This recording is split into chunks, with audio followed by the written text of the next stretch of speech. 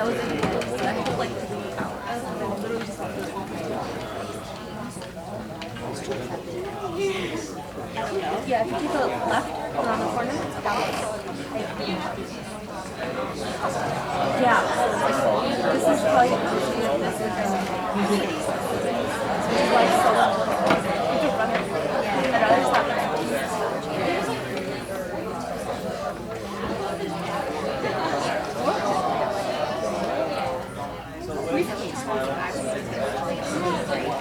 it's gonna be so boring. You have to go.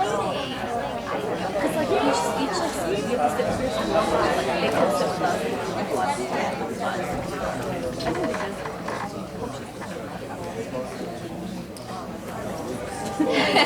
Louder.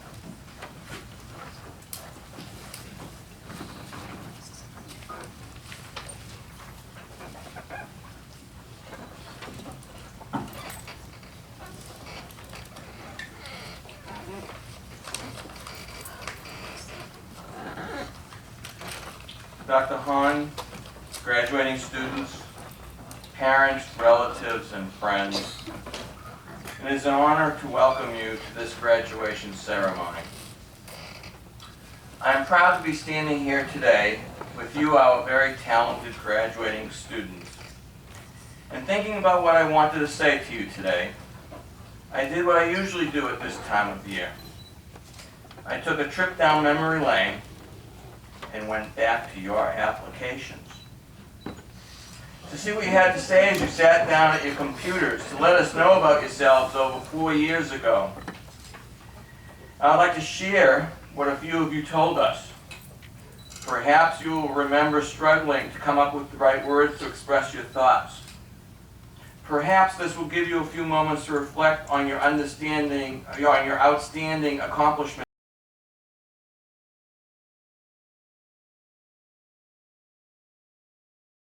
Names or other identifying comments were made. In addressing the time-honored questions that asks what you hope to accomplish as an undergraduate, you wrote passionately about your lofty goals.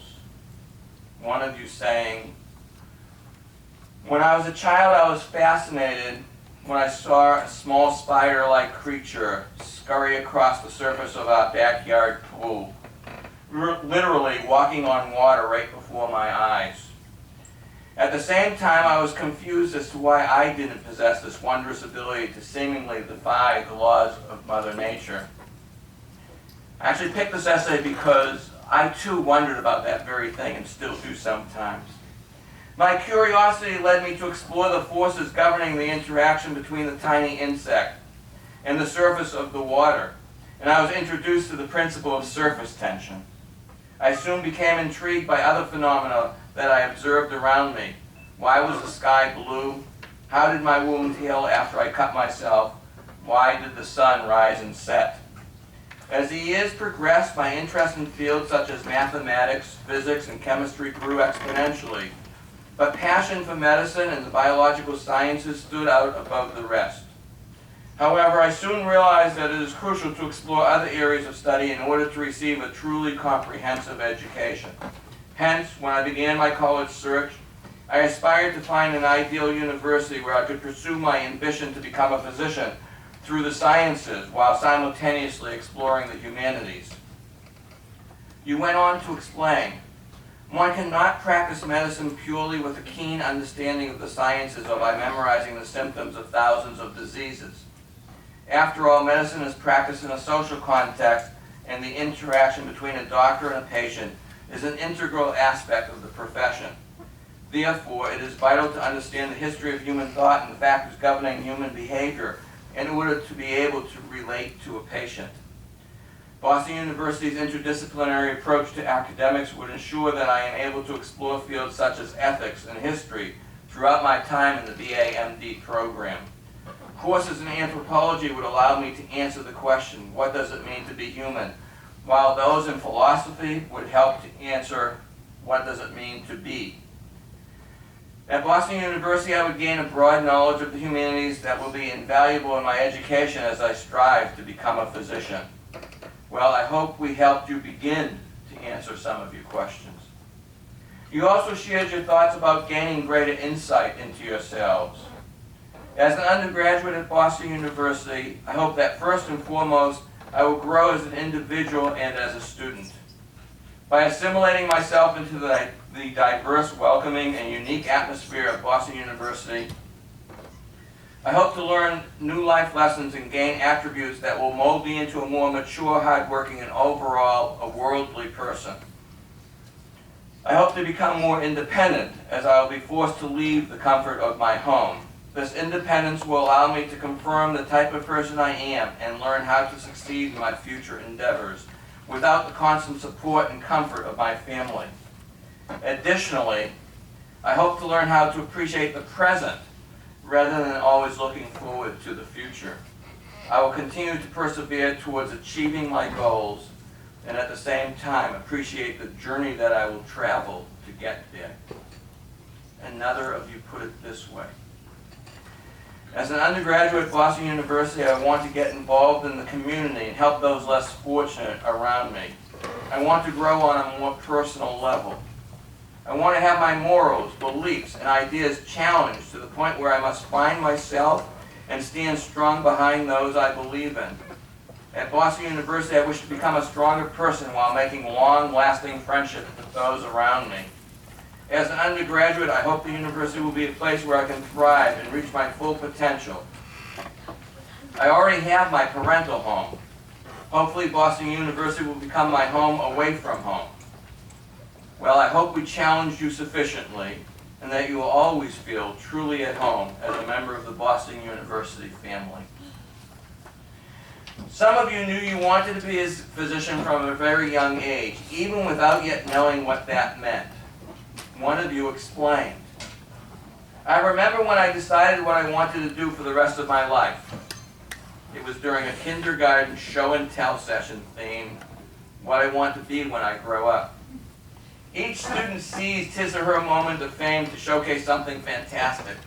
And after a prospective astronaut, 2 football stars, and a princess, it was my turn in the spotlight. Hoping to parallel the significance of the careers before mine, I asserted that I wanted to become a doctor so I could save people's lives. My career selection was met with applause from the class and a jab from the person next to me whose thunder I must have stolen. How selfless of you, my teacher extolled, and I agreed. But how much did I really know about becoming a health professional when I had yet to master shoe tying? Barely anything besides the fact that it involved treating patients.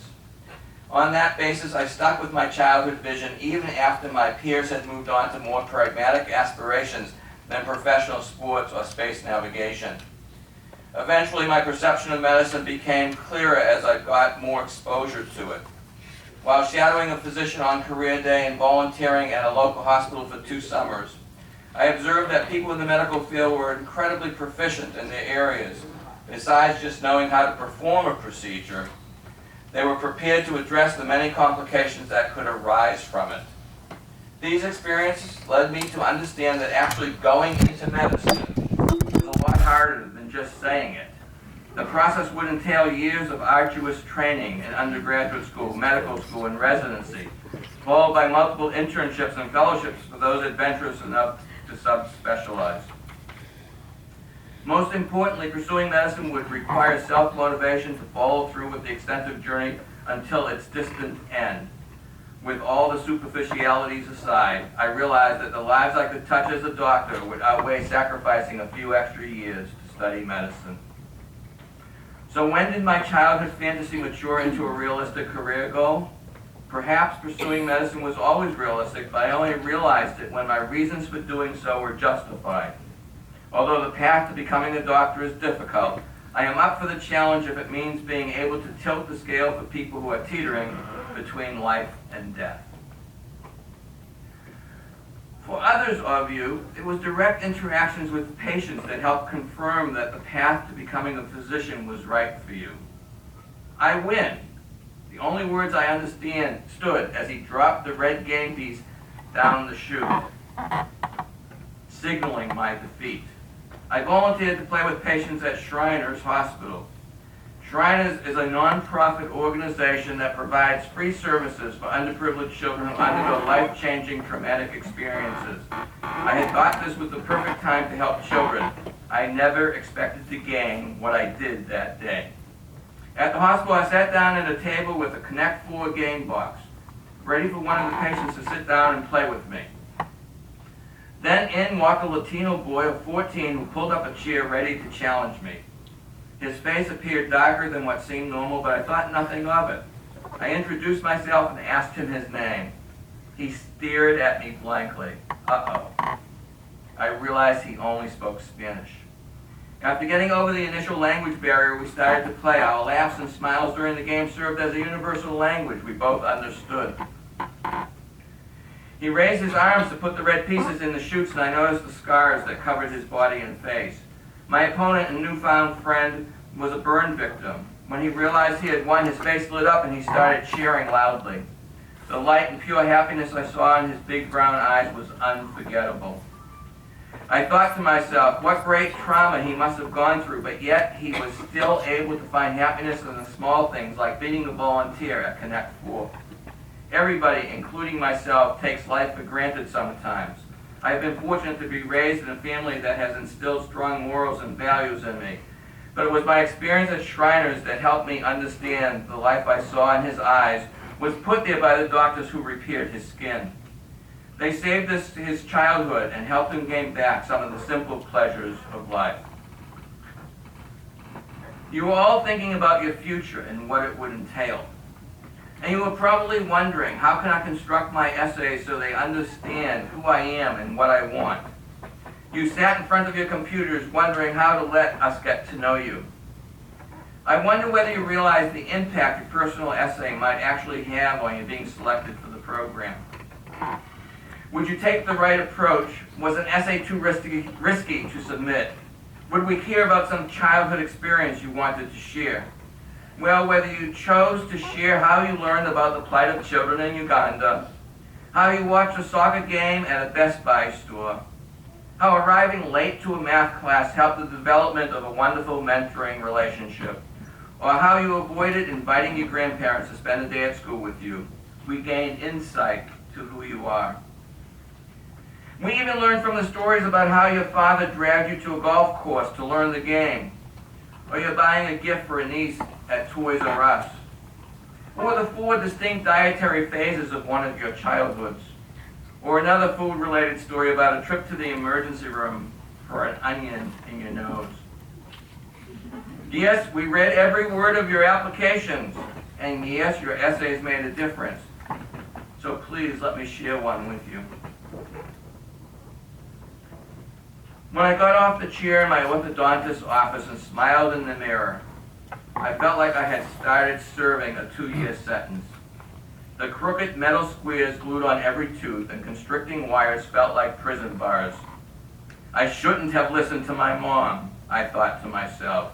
I knew these would look horrible. I could hear my classmates taunting me, calling me brace face or metal mouth. For weeks after, I constantly complained to my parents about my aching teeth and inability to eat my favorite foods. Then, one night, my dad came home with a DVD. You might want to watch this, he said, handing it to me. My dad is always passing me movies that he thinks will interest me as we share a passion for film. But this DVD was called Smile Pinky.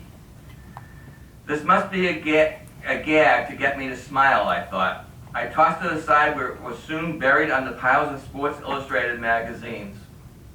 After a few weeks of pestering from my dad, I finally agreed to fish it out and watch it. What I thought would be a silly joke from my dad ended up defining a major part of my high school experience. Smile Pinky told the true story of a 5-year-old girl in India whose cleft lip made her an outcast in her rural village. Pinky's facial deformity caused her to be teased and abused by other children, who called her cut lip and threw rocks at her, believing she was a curse from God. Pinky would never be allowed to get an education or get married, until her family found out about a medical team that had visited a nearby city to fix cleft lips. Without money to ride the train, Pinky volunteered to walk hours with her dad barefoot to the hospital. Sitting in the heat without food during the hectic screening day, Pinky never uttered a single complaint. After watching the film, I realized how unreasonable and foolish I had been to complain about my braces. I couldn't eat properly for a few weeks, while Pinky couldn't eat properly for all of her young 5 years. My braces were an expensive solution to a merely cosmetic problem. While in many countries cleft lip has life-altering implications, including being shunned by society and denied education, I was gripped by a passion to help children like Pinky in every way I could. You went on to tell us about how you founded an Operation Smile Club at your high school and over a 2-year period helped raise funds for 10 life-changing surgeries. And you concluded by writing, "My journey from a self-centered child who once thought the world had ended when he got braces to a charitable and ambitious Operation Smile ambassador is one that has permanently changed my character and goals for the better. We are so glad that you listened to your mother and got the braces that led you down such a thoughtful path." We were moved by many of the experiences you shared with us and how these experiences help you understand the importance of extending a helping hand to others. We know you will continue on this path as physicians. As individuals, we strive to appreciate the kindness that each of us receives, and in return we try to provide for the greater well-being of the community around us. I have been very fortunate. I get to help guide students like yourselves through their undergraduate years, and then I get to watch you mature into compassionate and outstanding physicians. With all that has happened in Boston over the last couple of years, I find great comfort knowing that in another few years, all of you will be out there providing assistance to those who need it, no matter the time or day or the location in which you find yourself. It has been a privilege to work with each of you, and I want you to know that I am very proud of you and your accomplishments. Thank you very much.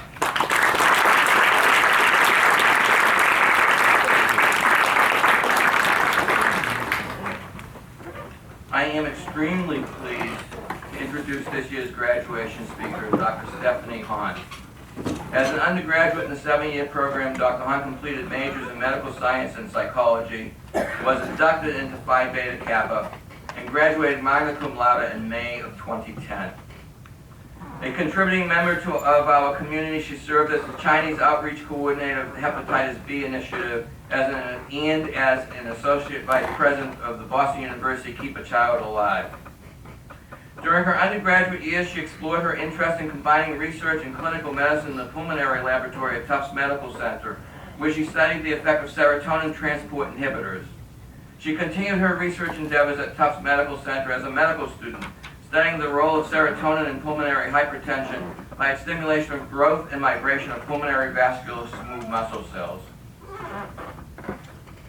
She graduated from Boston University School of Medicine in May of 2013 and is currently completing her 2nd year of the residency program in internal medicine at Tufts Medical Center.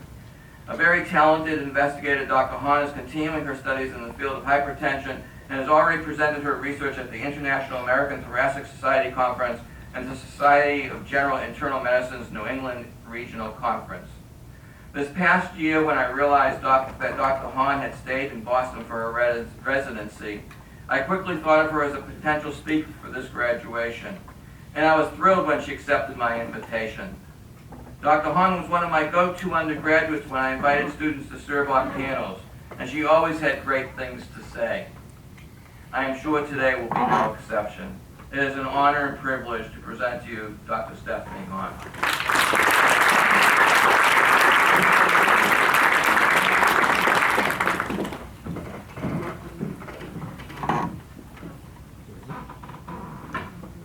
Good afternoon, Boston University Smed undergraduate class of 2015. It is my honor and privilege to stand before you on this memorable day in celebration of the immense accomplishments you have achieved. The first thing I'd like to say is thank you to our beloved friends and family, proud parents, faculty and mentors, Dr. Glenn Zemansky, and above all, BU Smed graduates. I'll be honest, when Dr. Zemansky first invited me to speak at today's ceremony, I experienced a rush of evolving emotions. At first, I was completely taken aback. And naturally, I said, wait, me? Seriously? Hasn't it always been tradition to invite an older and wiser authority who looks much more with the times of this regalia, who over the course of his long life accomplished far more in the way of a career, to give his heartfelt advice to a group of shining, energetic, wide-eyed young people like yourselves with all their best years ahead of them? Then it sank in that this was an opportunity of a lifetime to talk to this graduating class. Not even their moms or dads have an opportunity to get a hold of them when they're deep into their studying and classes in medical school. But in all seriousness, I was hoping, maybe, just maybe I could shed some light from the trenches of residency. So I started racking my mind and heart for what I ought to say to you today. And as I did this, I realized this task was more daunting than I had anticipated.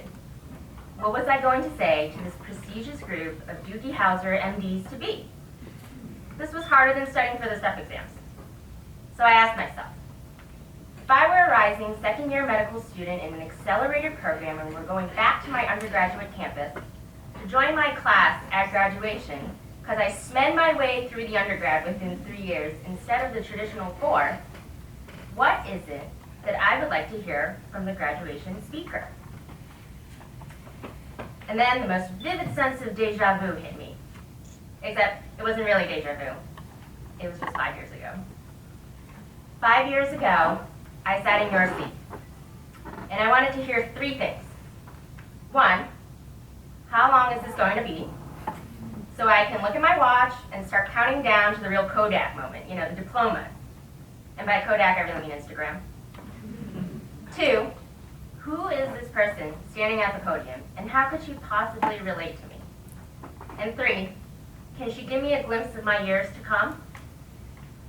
So, first order of business, everyone take out their smartphones and watches, channel Dr. Nan Harvey in the ICM EOFYA, that's end of first year assessment, and set your timer to 15 minutes from now. That'll be the cue for moms and dads, and siblings and friends to prep the cameras. Second, I, the person standing at the podium, am a BU Smed graduate, and I am ecstatic that you will be joining me today. I am also a resident physician, a provider. I am a mentor for those in training, and will always be a lifelong student. I am educated in the medical sciences, a confidant to all my patients, and I am a healer. These are all roles I value. And these are, or will be, roles you all assume. After much thought, I've decided that I will not focus my talk on what it means to be a doctor. You will hear all about it soon enough at your medical school commencement. But rather, I'd like to talk about what it means to not only become a physician, but become one having been a Smed. Alexander Graham Bell once said, before anything else, preparation is the key to success. I'm sure this statement resonates with you all as you have worked hard this last semester to prepare for the successes of surviving your first year medical school finals last week. Congratulations. In fact, you have worked hard all your life to prepare for many successes, including your acceptance into the Boston University 7-year accelerated medical liberal arts program and your early acceptance into medical school. I would like to take a moment and pay tribute to all the people in your life who have helped you and supported you along the way to prepare for the successes of becoming a BU Smed. We, as Smeds, are the luckiest children and siblings. None of us would be here without the support of our parents and family.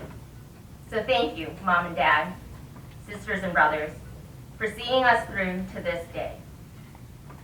What we may not realize is that the BU Smed program itself has prepared us well for our many successes to come. From the day you first moved into your freshman dorm, even before you attended your first class, the BU Smed program prepared you to make friendships of a lifetime.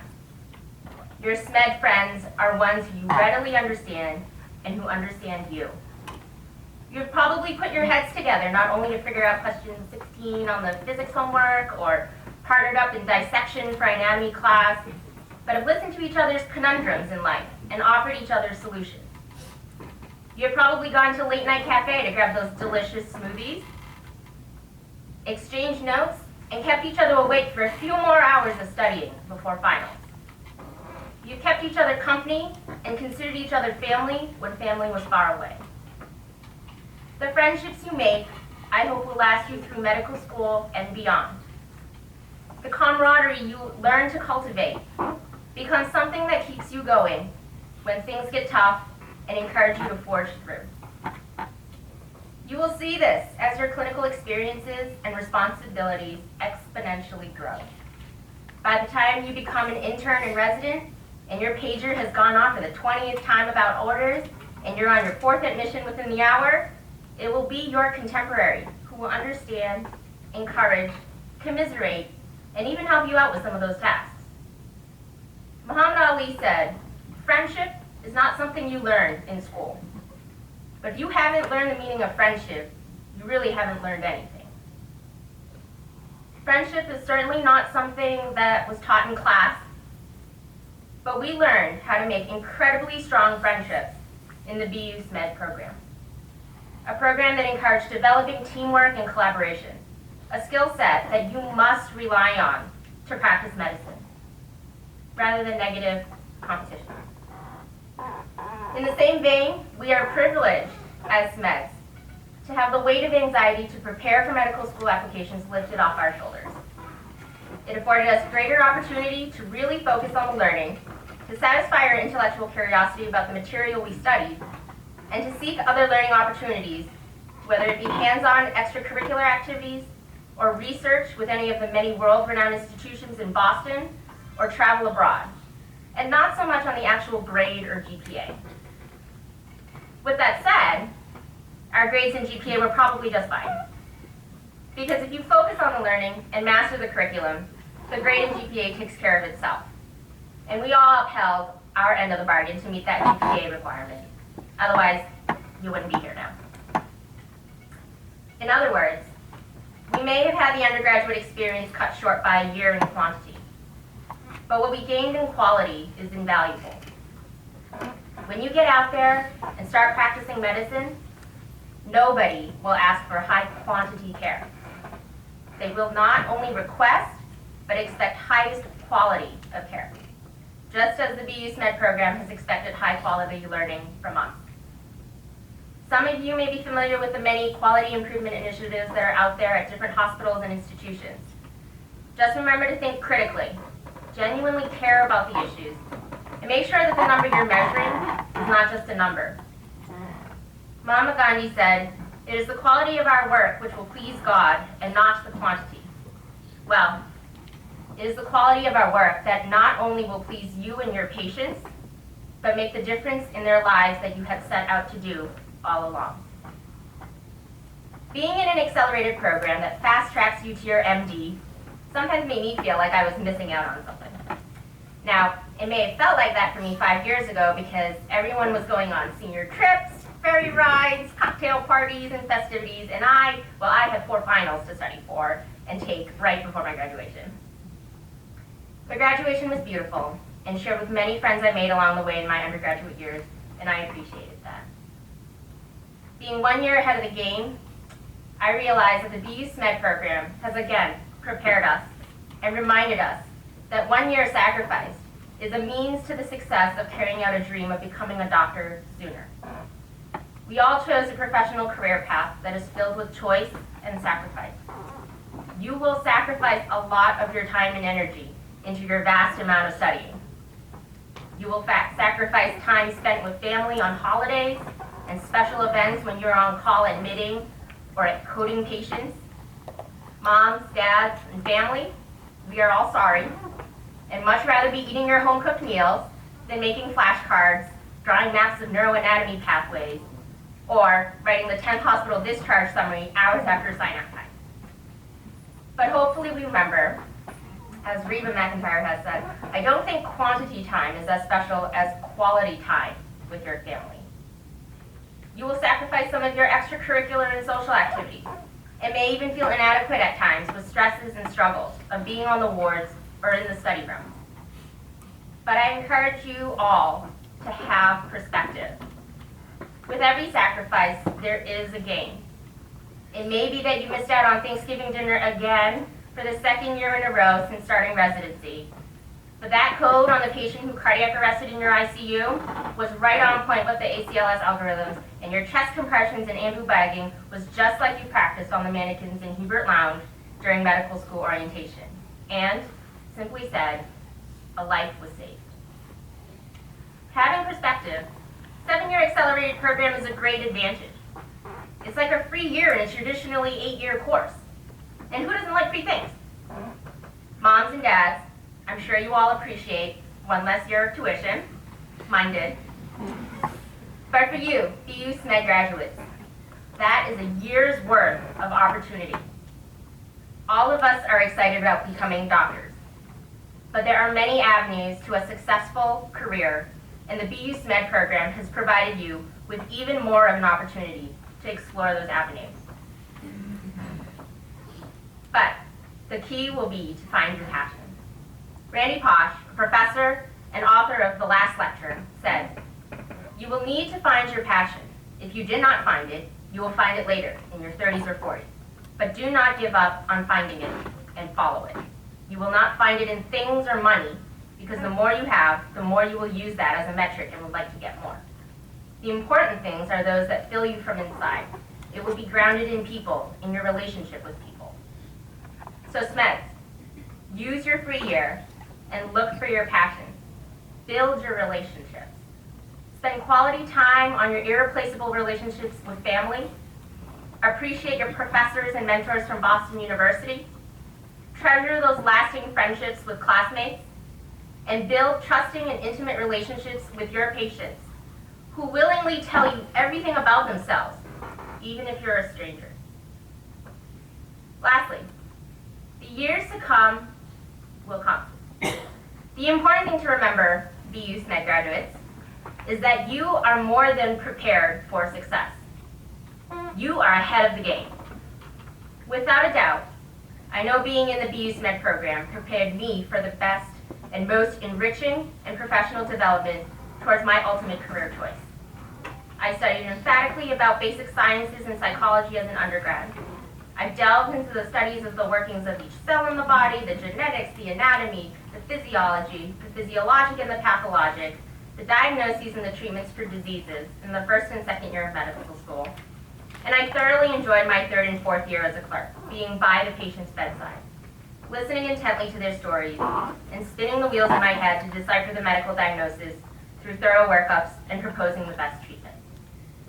When you finally get your long white coat and the group of you Smeds goes your separate ways under the mercy of the residency match, you will realize that you learn a lot more than the average graduate, because your professors, faculty, and mentors were of the highest quality.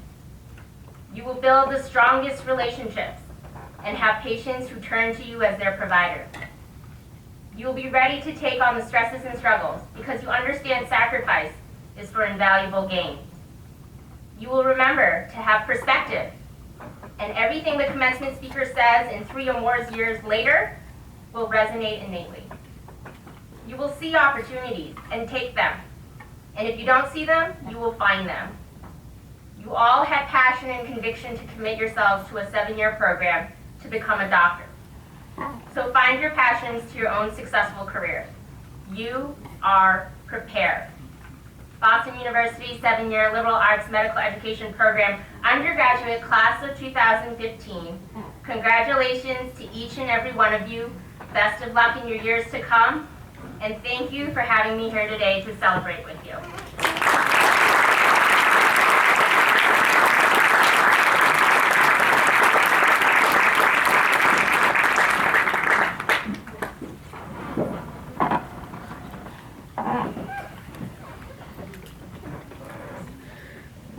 Well, like I said, she always had great things to say. We're about to begin giving our graduates their diplomas, but I'd like to make a couple of short observations before we do so. First of all, if you look at the programs, you will notice that every single graduate is graduating with Latin honors.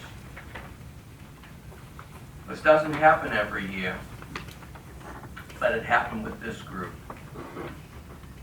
Also, for the second time in my 19 years of directing this program, we had a tie for the top student. Now, in the past, we used to give 2 awards. We were allowed to do so, 2 college prizes, as they're called. But the college no longer allows that. So I was befuddled about what to do. So I created a new award. And they allowed it. Beats me. So we have a college prize, and we have the program award for excellence. Let me tell you now that those 2 students tied for the top academic performance during their undergraduate years. Lastly, this has been a relatively formal ceremony to this point. I'd like to give parents and friends the opportunity to take pictures. There is an official photographer who will be taking a picture. Please do not knock her off of her stand.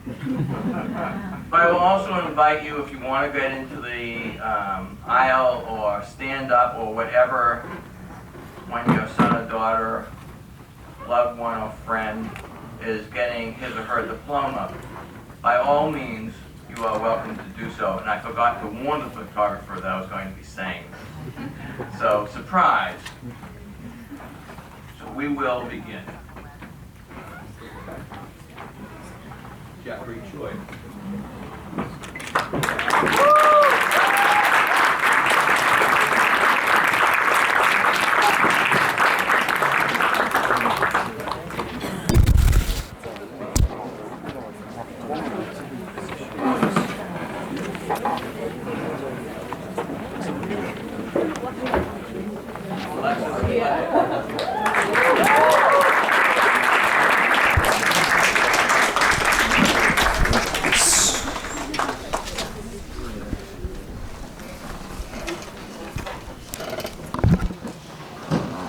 Nishant Trivedi, winner of the Program Award for Excellence.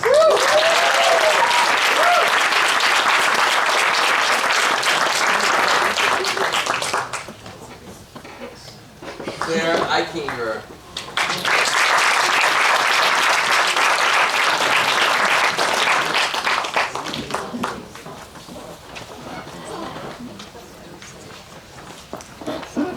Samir Farouk.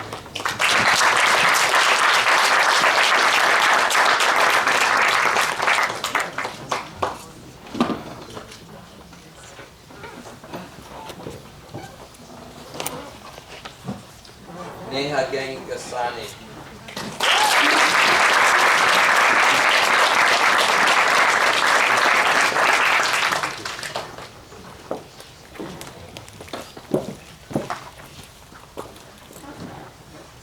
Meghana Hedney.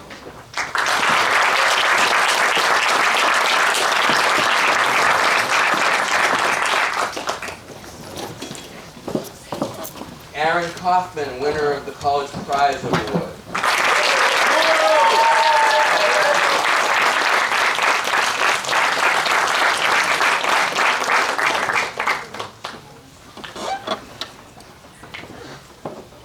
Neha Kamani.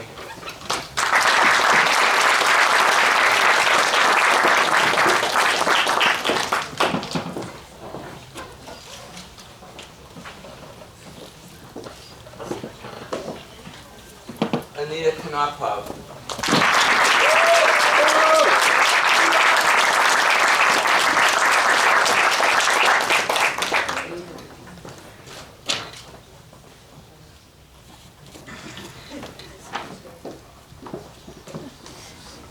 Yunwoo Lee.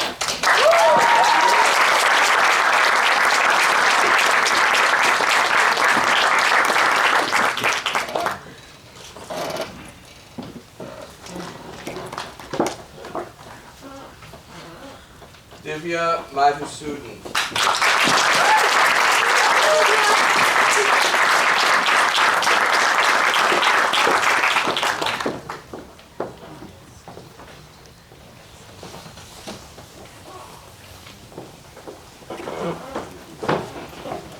Vikram Mukherjee.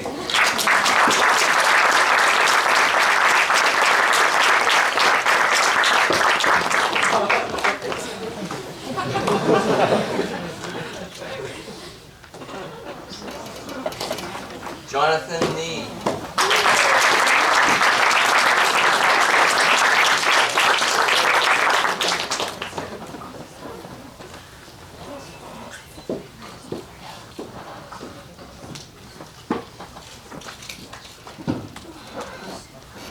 Savita Racha.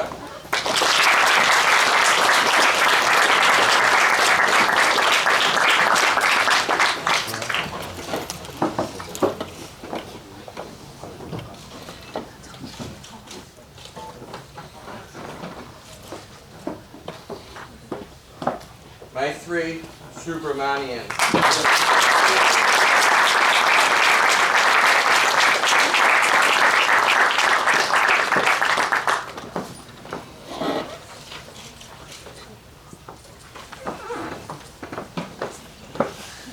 Jacob Walsh Atavia.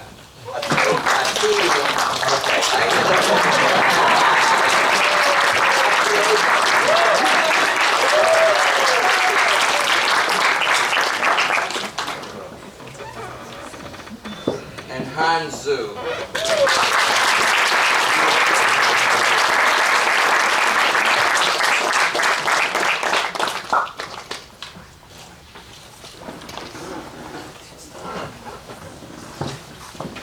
For 3 years as undergraduate and on rare occasion as first-year medical school student,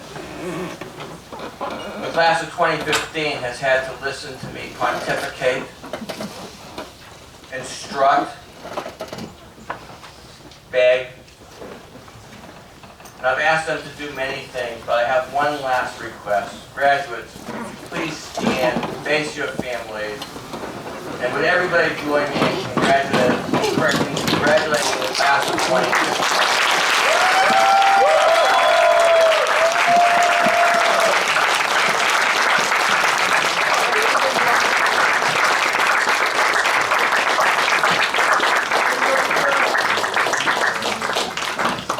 I now invite everybody to join us upstairs for a reception.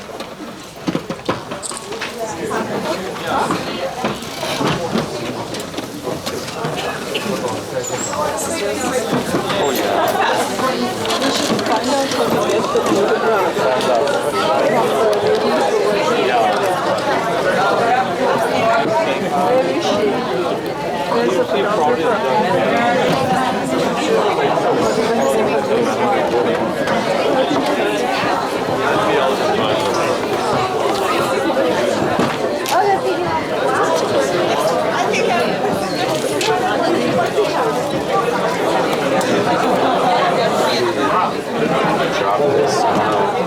See if this is anybody's. It was on the floor. I think it was stuck to the wall or something. So it's still recording. Yeah, but it looks like. Well, do you think it was somebody's, like, they stuck it here and... Also, you're wearing too many accessories. Can you take off the bracelet? All right. Do you have a camera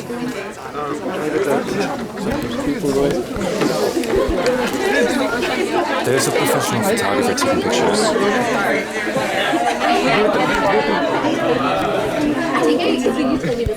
Excuse me, I found this on the floor. This isn't yours, is it? I think this fell off. Is it always up there? Or just... I think they put it up there and it just fell off. Someone wants to Yeah. Yeah, I don't know. I'll just leave it here then.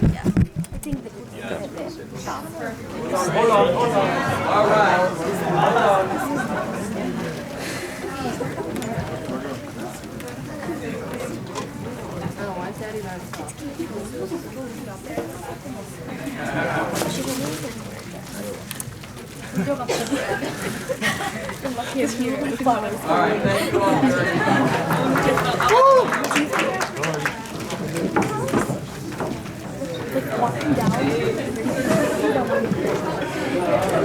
You don't understand.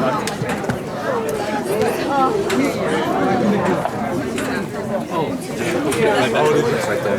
Yeah, I got a great view of the apartment. Yeah, I was watching it. Why? You might get my confused face looking at it. But, you know. It was great before, and I was like, why did it fall?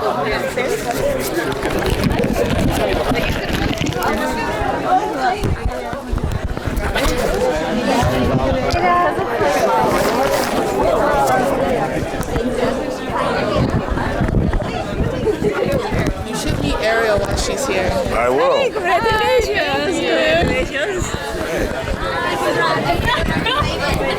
I definitely will.